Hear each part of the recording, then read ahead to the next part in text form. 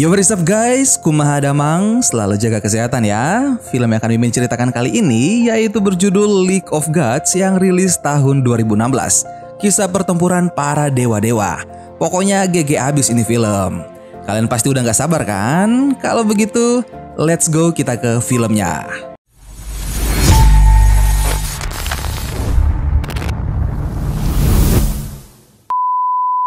Film diawali dengan menampilkan sebuah tempat anta beranta dan diceritakan bahwa dahulu kala terdapat sebuah tempat yang dapat dihuni oleh semua makhluk hidup. Tapi karena ambisi manusia untuk menguasai dunia, akhirnya peperangan pun tak dapat dihindari. Sebagian telah ditelan oleh kegelapan, sementara yang lain menjadi pelindung cahaya. Sebuah perang untuk mengunci takdir manusia tak lama lagi akan segera dimulai.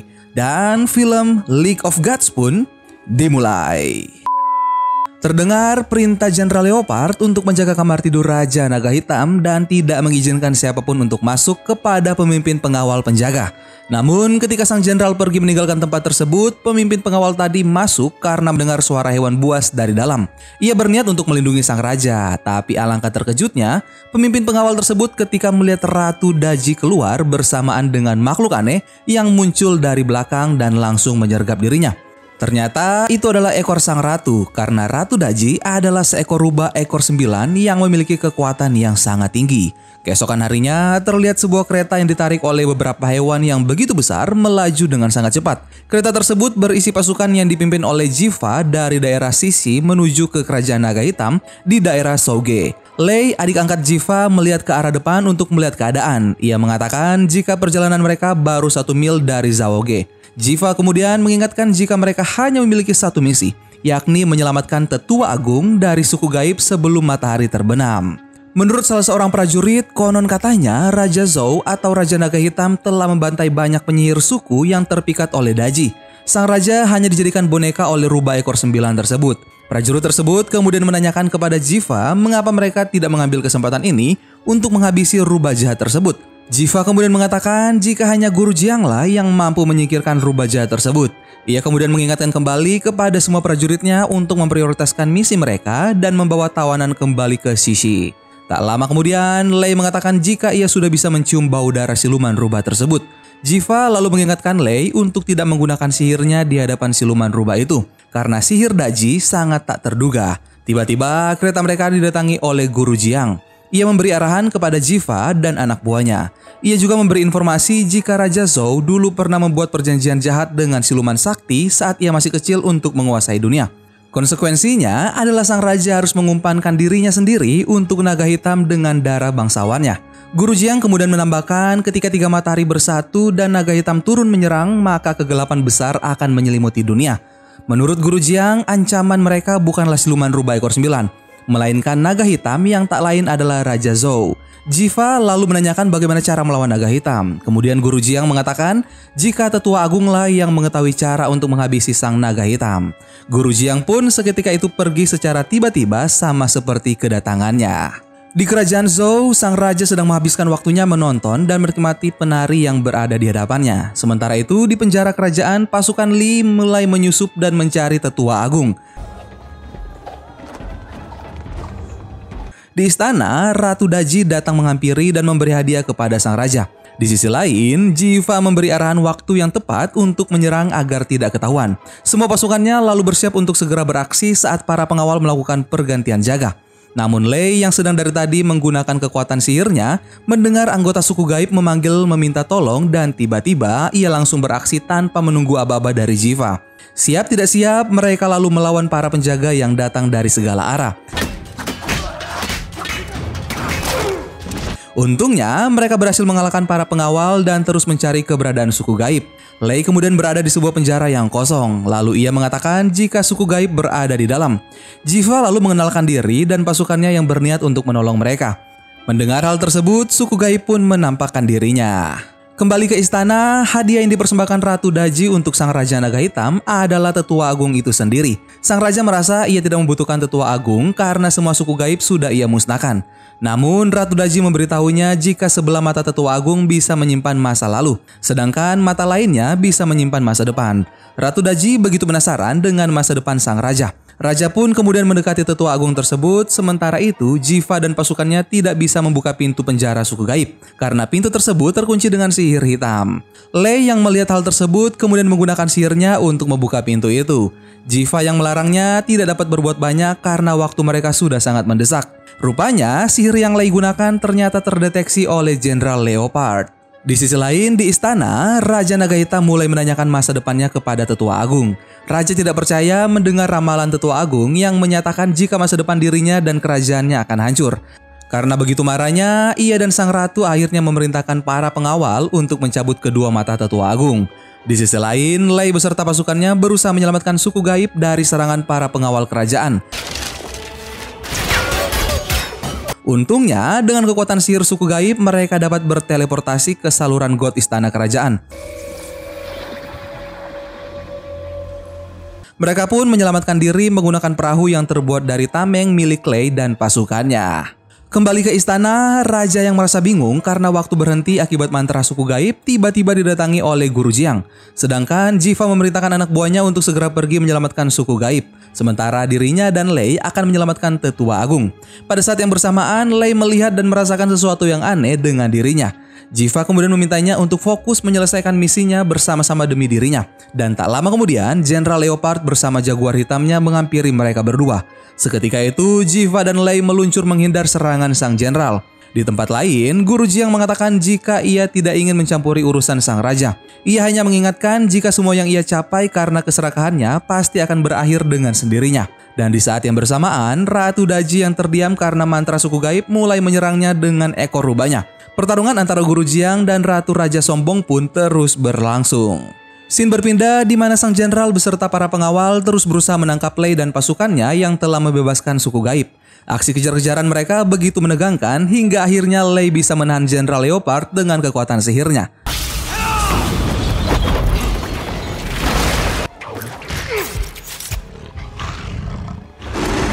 Mereka kini sudah berada di depan pintu gerbang keluar. Jiva kemudian memerintahkan anak buahnya dan suku gaib untuk segera meninggalkan Zhaoge sebelum matahari terbenam. Sementara dirinya dan Lei akan kembali untuk menyelamatkan Tetua Agung. Namun di saat yang bersamaan, Lei terus merasakan sesuatu yang aneh tentang dirinya dan masa lalunya.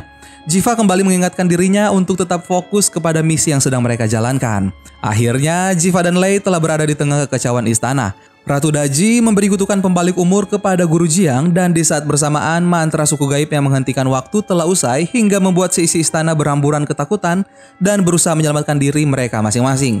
Tetua Agung yang mengetahui kutukan tersebut kemudian mencopot mata masa depannya untuk menyelamatkan Guru Jiang.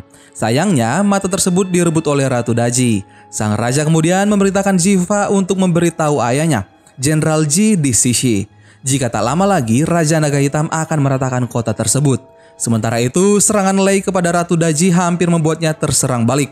Untungnya, dengan cekatan Guru Jiang menyelamatkannya. Dan di saat itu pula, Tetua Agung memerintahkan Lei, Jiva, dan Guru Jiang untuk segera pergi. Ia menggunakan kekuatannya hingga ia menghilang dan hanya menyisakan mata masa lalunya. Untungnya, mata tersebut berhasil diselamatkan oleh Guru Jiang. Raja Naga Hitam menjadi risau karena mereka berhasil menyelamatkan diri. Namun sang ratu menenangkannya karena ia sudah memiliki salah satu mata Tetua Agung. Scene pun berlanjut ke kota Shiki. Mereka semua kembali dengan selamat. Guru Jiang kemudian mencoba menggunakan mata Tetua Agung yang ia miliki untuk menghancurkan kekuatan naga hitam. Sayangnya, setiap kali Guru Jiang menggunakan energinya, saat itu pula kutukannya bereaksi dan membuat dirinya lebih muda dan jiwa lamanya berangsur menghilang. Saat itu, Guru Jiang dan Jenderal Ji melihat jika pedang cahayalah yang mampu menghancurkan kekuatan naga hitam. Di sisi yang lain, Ratu Daji pun menggunakan mata Tetua Agung yang ia miliki untuk melihat masa depan. Ia mengatakan hal yang sama seperti Guru Jiang jika senjata yang mampu melawan naga hitam adalah pedang cahaya.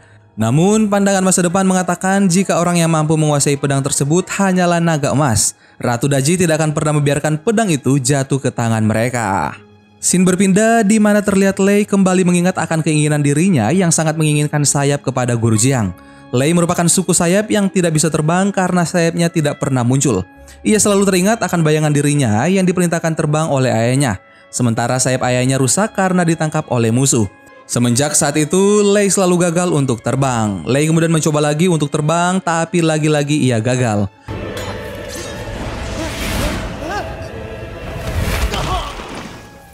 Jiva kemudian menghampirinya dan menyemangatinya agar ia tidak putus asa. Selanjutnya, Guru Jiang memberikan sebuah peta kepada Lei. Peta tersebut adalah peta untuk menemukan pedang cahaya yang sedang menunggu tuannya. Lei menanyakan apakah ia bisa menjadi tuannya. Guru Jiang kemudian menjawab jika orang yang ingin menjadi tuannya haruslah orang yang pintar, pemberani, adil, bijaksana, dan tidak mudah menyerah. Lei mengatakan jika ia tidak mudah menyerah dan ingin menjadi tuannya. Namun tiba-tiba sumur yang berada di dekat mereka memuntahkan sebuah bola api yang terus memantul-mantul. Guru Jiang kemudian menggunakan kekuatannya hingga akhirnya bola tersebut berubah menjadi Naza, seorang anak kecil lucu yang akan menemani perjalanan Lei mencari keberadaan pedang cahaya. Sebelum pergi, Guru Jiang memberikan 3 buah kantong yang akan menemani perjalanan Lei dan tak lama kemudian Lei pun pergi. Di Kerajaan Naga Hitam, Jenderal Leopard membuat boneka pengawal wanita untuk menemukan keberadaan Lei. Di sisi lain, Lei merasa salah arah karena sudah berhari-hari ia tidak menemukan siapapun. Namun tiba-tiba, sebuah tumbuhan bermata satu keluar dari salah satu kantongnya. Ia adalah rumput ajaib yang serba tahu. Rumput ajaib lalu menanyakan keberadaan Naza. Ia mengatakan jika ia menggunakan kekuatannya, maka Naza akan segera muncul. Tapi Lei tidak semudah itu mempercayai rumput ajaib tersebut hingga tiba-tiba ia mendengar suara Naza yang meminta tolong. Rupanya badan Naza terkubur di dalam tanah. Lei kemudian membantunya dan bukannya berterima kasih, Naza malah mengambil rumput ajaib milik Lei. Saat mereka memperebutkan rumput ajaib, tiba-tiba lipan kaki 1000 legendaris muncul dari tanah karena mencium aroma rumput ajaib. Lipan itu terus mengejar rumput ajaib hingga membuat Naza dan Lei kelelahan karena rumput ajaib tersebut menempel di tubuh mereka. Untungnya, Lei dapat menghentikan lipan tersebut. Naza kemudian mengambil kantong yang sebenarnya memang miliknya sendiri. Ternyata isinya adalah pangeran ketiga, anak Raja Laut Timur. Ia begitu marah kepada Naza karena telah merusak tempat tinggalnya. Naza rupanya tidak mendengarkan ocehan pangeran ketiga dan terus menyentilnya. Hingga akhirnya Pangeran Naga marah mengeluarkan sesuatu dari mulutnya hingga membuat Naza terjatuh. Pangeran ketiga menceritakan bahwa dulu Naza pernah mengacaukan Laut Timur hingga tubuhnya dihancurkan. Tapi dengan baik hati Guru Jiang menolongnya dan mengembalikan tubuhnya. Namun tanpa bola api karena kondisi emosinya yang tak stabil. Mereka kemudian berada di dalam gua. Lei sangat membutuhkan bantuan Naza karena permintaan Guru Jiang, sementara Naza tidak mau menurutinya dan pergi membawa rumput ajaib Lei untuk mencari roda api miliknya. Lei mengatakan hanya dirinya lah yang mampu menuntun Naza ke roda apinya. Hingga Naza mau tidak mau harus membantunya sesuai perintah Guru Jiang. Mereka pun akhirnya sepakat dan memulai perjalanannya dipandu oleh rumput ajaib dan peta yang diberikan Guru Jiang. Perjalanan seolah-olah tiada akhirnya hingga mereka menemukan sebuah kota dan bertemu dengan seseorang. Orang tersebut adalah Yang Jian yang terlihat begitu kotor dan mengenakan pakaian yang lusuh sehingga Lei tidak mengenalinya. Ia memerintahkan mereka untuk tidak mendekat dan berbicara karena ia sedang menyelesaikan kunci surganya. Melihat benda bagus di hadapannya, Naza tak berpikir panjang dan berusaha merebutnya karena ia ingin memilikinya. Walaupun Lei sudah mencegahnya, namun Naza keras kepala dan semaunya sendiri. Yang Jian pun marah dan mulai menyerang mereka. Di tengah-tengah pertempuran Naza, akhirnya mereka berhasil mengambil kunci surga tersebut. Tapi Naza menyadari jika barang tersebut adalah barang palsu. Yang Jian kemudian menuduh Naza karena ia adalah utusan rubah ekor 9. Naza tidak mempedulikan ucapan tersebut hingga akhirnya mereka bertempur kembali. Ternyata orang yang mereka lawan berubah wujud dan itu adalah Yang Jian yang sudah berpuluh-puluh tahun terkurung oleh kutukan si rubah. Hal tersebut karena ia keras kepala untuk membunuh rubah itu sendirian. Rupanya kehadiran Lei dan Naza telah membebaskannya dari kutukan rubah ekor 9. Lei kemudian mengatakan jika mereka membutuhkan bantuan Yang Jian di Shiki karena naga hitam sebentar lagi akan menyerang tempat tersebut. Rumput ajaib kemudian memerintahkan Lei untuk membuka kantong terakhirnya.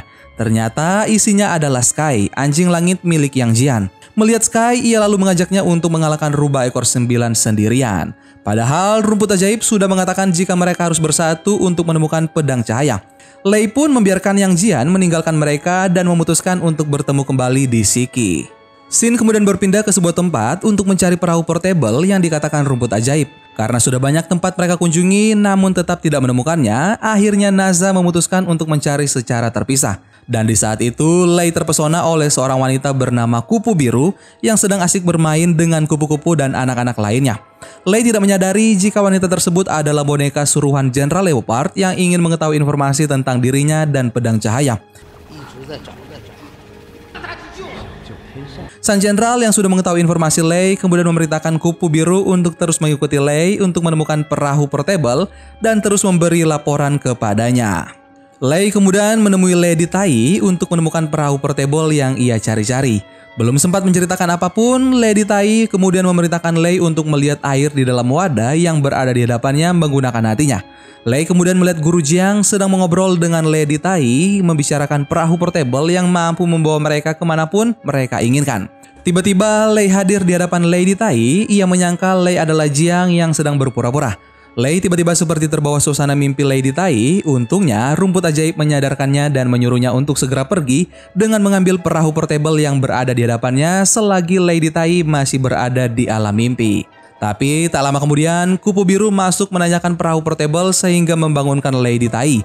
Lady Tai terbangun dan menjadi sangat marah karena perahu portable miliknya sudah digenggam oleh rumput ajaib. Ia kemudian menggunakan kekuatannya untuk mengambil kembali perahunya dari Lei dan kupu biru. Saat melarikan diri dari kejaran Lady Tai, Lei bertemu dengan Naza. Karena keadaan mendesak, akhirnya benda kecil yang disebut perahu portable pun dilemparkan ke atas lautan dan seketika itu benda tersebut berubah bentuk seperti perahu. Tapi untuk mengendalikannya mereka harus berkonsentrasi karena perahu tersebut dikendalikan oleh kekuatan pikiran.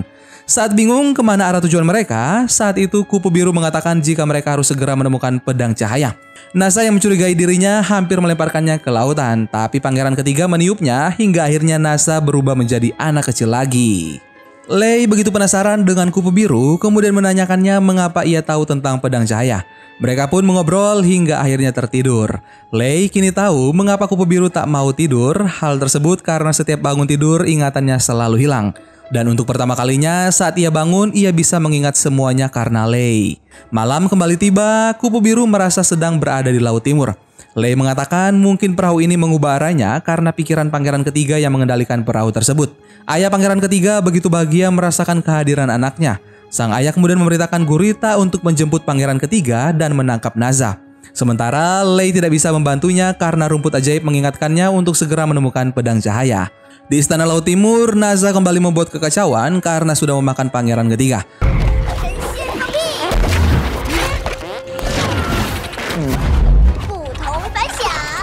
Semua kekacauan yang Naza timbulkan membuat Raja Laut Timur kewalahan dan menyerah. Ia kemudian memberikan roda api yang Naza cari-cari. Setelah mendapatkan roda apinya, kembali ia pun mengembalikan pangeran ketiga dan pergi meninggalkan kerajaan Laut Timur. Di sisi lain, perahu yang ditumpangi oleh Lei dan kupu biru kini berada di atas awan melewati sekumpulan awan hitam dan petir yang menyambar-nyambar. Rupanya tempat itu adalah kota kelahiran Lei. Ia menceritakan tentang dirinya kepada kupu biru lalu ia mulai beraksi untuk menemukan pedang cahaya. Dan ketika pedang tersebut muncul, tiba-tiba pasukan Jenderal Leopard sudah berada di sana. Kupu biru lalu mengatakan jika semua itu adalah salahnya karena ia adalah boneka suruhan Jenderal Leopard. Lei pun diserang hingga akhirnya tertangkap.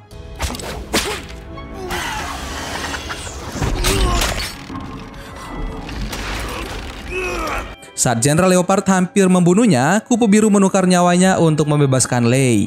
Sang jenderal kemudian memerintahkan kupu biru untuk segera mengambil pedang cahaya tersebut. Dengan penuh keyakinan, kupu biru akhirnya berhasil mencabut pedang cahaya. Namun kekuatan pedang tersebut membuat kota kelahiran Lei dan semua pasukan Jenderal Leopard porak-poranda.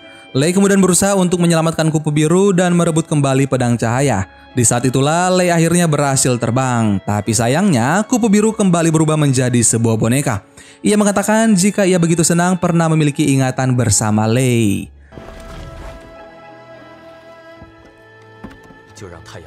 Scene pun berganti menunjukkan Lei terbang membawa pedang cahaya menuju Shiki. Tiba-tiba Naza datang dengan roda api di sebelahnya. Di sisi lain, di kerajaan naga hitam, Ratu Daji memerintahkan pasukannya untuk membuat pertumpahan darah di Shiki dan membawa Jiang kepadanya. Jenderal Leopard dan pasukannya sudah berada di gerbang kota dan mulai melakukan penyerangan. Jenderal Ji meyakinkan Jiva jika Guru Jiang mampu membuat pertahanan di garda terdepan karena ia adalah seorang penyihir yang hebat. Namun tak disangka, pertahanan Guru Jiang berhasil diterobos. Ketika Jenderal Ji mengecek kondisi Guru Jiang, ternyata benar saja dugaannya. Kutukan Ratu Daji membuat Guru Jiang kembali muda dan kekuatannya melemah. Jenderal Ji kemudian memerintahkan Jiva untuk mempertahankan gerbang kota sementara ia akan mempertahankan observatorium. Di luar kota Shiki, terlihat Lei, Naza, dan Yang Jian mulai bersiap menghadapi serangan. Musuh sudah memasuki gerbang, Jiva dan pasukan pun terpaksa bertarung untuk mempertahankan kotanya. Energi Guru Jiang yang terpakai untuk menyelamatkan kota membuatnya berubah semakin mudah karena pengaruh kutukan Ratu Daji. Untungnya anjing langit dengan sigap menyelamatkan dirinya. Pertarungan terjadi di setiap sudut kota dan saat Jenderal Ji terjatuh, Lei datang tepat waktu untuk menyelamatkannya. Jenderal Leopard yang hampir mati karena pertempuran akhirnya diberikan kekuatan oleh Ratu Daji agar menjadi laksamana abadi dan berubah menjadi monster.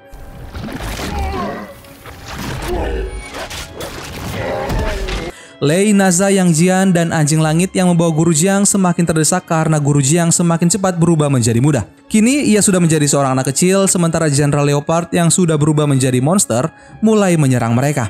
Anjing langit pun menyembunyikan bocah Jiang saat Lei dan yang lainnya bertarung dengan monster tersebut. Pertarungan begitu menegangkan sementara bocah Jiang terpukau oleh ekor Ratu Daji yang dianggapnya mainan. Sehingga Ratu Daji berhasil membawa Jiang kecil pergi. Kembali ke pertempuran, Jenderal Ji yang merupakan ayah Panglima Lei terkena serangan monster tersebut. Jiva langsung menghampiri ayahnya yang terluka parah dan sebelum meninggal, ayahnya berpesan untuk membawa pedang cahaya ke mata air kehidupan untuk mengembalikan cahaya. Lei kemudian menyuruh kakaknya, Jiva, untuk segera pergi. Sementara monster tersebut ditangani oleh Lei, Naza, dan Yang Jian. Jiva melihat 3 matahari mulai menyatu dan di saat itu pula lah kekuatan naga hitam bertambah. Tak lama kemudian monster tersebut mendatangi Jiva untuk merebut pedang cahaya. Untungnya Jiva langsung lompat ke dalam mata air kehidupan bersama pedang tersebut. Monster tadi lalu kembali untuk menyerang Naza dan yang lainnya. Namun tak lama dari situ Jiva datang bersama pedang cahaya dan ternyata dia adalah naga emas yang diramalkan oleh Ratu Daji. Pertempuran pun berakhir dengan dibelahnya monster tersebut oleh Jiva.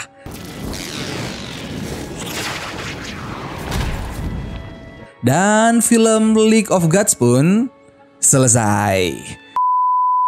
Gimana guys filmnya? Keren abis nggak tuh? Silahkan komen di bawah ya.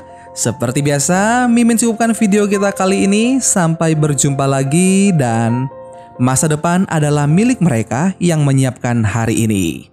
Dadah.